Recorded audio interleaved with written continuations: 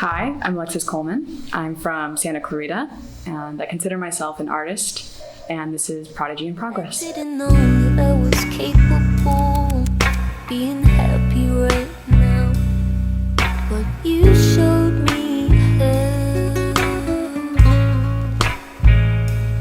I didn't know that you were right in front of me until I looked up.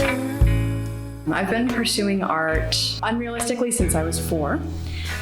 Realistically since I was 18 and I applied to college. My mom enrolled me in art lessons at 4. She said I needed something to do, so I did that all the way until I was 17, became an art teacher, and then college was going to be fine art regardless. I knew that for sure. I was going to pursue it because I liked it and it's a lot of fun for me. I do what I do because I'm good at it. And I think that personally, there's very few people in this world that actually know for sure what they're good at. And it's just the fact that I was able to find something, or my mom pushed me into something and then slowly it grew. I think I'm very fortunate for that. This is one of the very first collages I ever made. I took AP art way too late in high school. I was a senior, and that was when I was forced to figure out what my style was, because for the test you got to submit your own work. I started getting inspired by Playboy magazines. So I'd go to a vintage thrift store, find some Playboy magazines. I really love that old 60s, 70s, 50s retro kind of feel, and working with collage was so freeing. At risk of being cliche, you put it together and you make your very own puzzle. You can feel the satisfaction, and that's a very unique feeling. And I chase that high every time I make a piece. I made this when I was about 13, and I loved working in black and white. Charcoal, ink, pencil. I loved it. The color is a newfound art style, because I just worked in black and white for so long. I would always choose the older looking portraits from the 1940s and 50s. I've always been very close to my grandparents, and that form of art and those types of portraits reminded me of them. My mom would kill me if I didn't say that she was my biggest inspiration. But art-wise, Artemisia Gentileschi was an Italian painter. She was one of the few prominent female painters that was able to acquire a level of fame in her lifetime. And to me, she's the first feminist. She was brutally raped by one of her father's friends. And since then, her paintings showed women in very powerful positions. So there's a painting made by Caravaggio, it's Judith beheading Holofernes. And Judith is very hesitant about cutting off the head of this emperor. Artemisia repaints this painting, and Judith is fucking going at it. She is taking so much pleasure in cutting off the head of this horrible person. And that was how she repainted a lot of the old master's pieces, with this determination to show that women were just as strong as men and could carry out vicious, vile acts. And so I do try to replicate that with some of my art, or at least put women in a light that doesn't make them seem objectified or weak or stupid.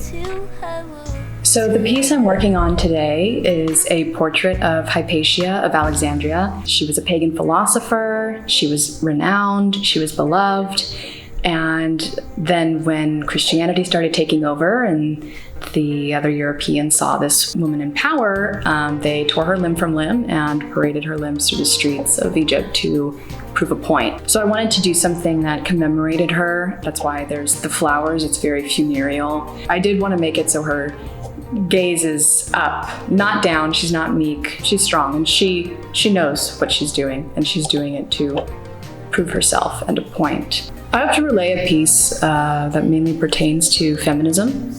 And feminism in the sense that it is very hard for it to coexist with religion, because at the end of the day, all religion suppresses women.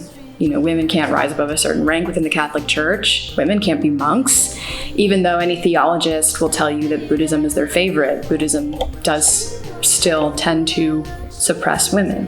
There's no mention of them. So with this piece, that's what I want to draw attention to, primarily. So wax sealing is something that I only just got into. I was inspired by the portraits of Kehinde Wiley. Kehinde Wiley is a very famous portrait painter, and his backgrounds are so extravagant and busy and beautiful. So I wanted to start incorporating ways to make my backgrounds more interesting, because something foliage or, print, stamps, prints, things like that, it's a lot more interesting to look at than just a solid color. So I began to incorporate these kind of wax ceilings to give my audience something to look at. I love attention to detail. So with one of my paintings, the wax ceiling, it's white, and if you get really close, you can see a sphinx in the white of the ceiling. And then for the Hypatia portrait, I decided to use a lotus because that is the native flower to Egypt. It would have been Hypatia's flower.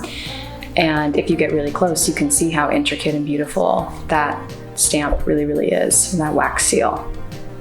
Within the next 10 years, I feel that my passion will take me down the road of continuing private art lessons. I really, really love teaching art to other people. It's a lot of fun. It really is, especially when they're also interested in art, and especially art history as well. Hopefully within 10 years, this passion will take me to art conservation, but that is a man's world. It is a white man's game. So, who's to say where this will take me in 10 years, but I do still plan on creating and engaging in the art of creation. There's always mistakes, always, it's inevitable, especially with the wax ceiling. One will turn out bigger than the others or smaller than the others, and you gotta pick it off and melt down the wax and start all over again. But then also, it just always seems to happen as you're doing the finishing touch or the very last thing. My dog will run in and jump against my leg, and then boom, mistake. So luckily, if anything does happen, I just tell myself, okay, I'm an artist, I can fix this. I can fix anything. Or how do I make this work for me? That's just essentially the attitude that you have to tell yourself, because things always go wrong, always. Outside of art, I've always loved reading. I come from a family of readers. I have a book club with my mom and my grandma. We exchange books once a month. Stephen King, really into Stephen King right now. I'm an iced coffee fanatic. Who doesn't live in Southern California? I'm always trying to find new iced coffee spots, constantly. I do think of myself as a food critic. Of course, the reviews I write are just in my notes app. I love writing and I love food. I absolutely adore it. Thank you for watching Prodigy in Progress. You can find me at my Instagram handle, oedipus.lex, or my website, lexicoleman.com.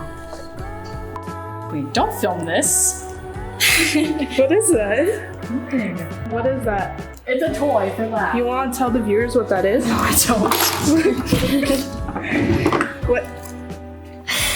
I don't want to tell anybody what that is. PA? PA? So Saturday, by one day, remember.